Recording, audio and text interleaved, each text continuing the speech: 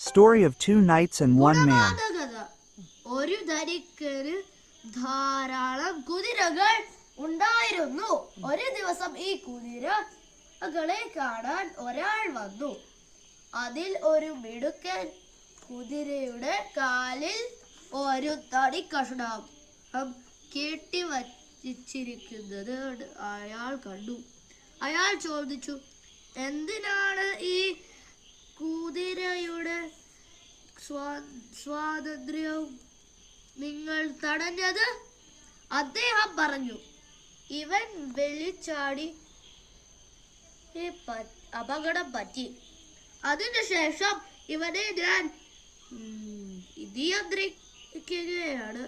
അയാൾ ചോദിച്ചു, ഇതവന്റെ സ്വാതന്ത്ര്യത്തിന്റെ അനുരൂപത്തിനല്ലേ?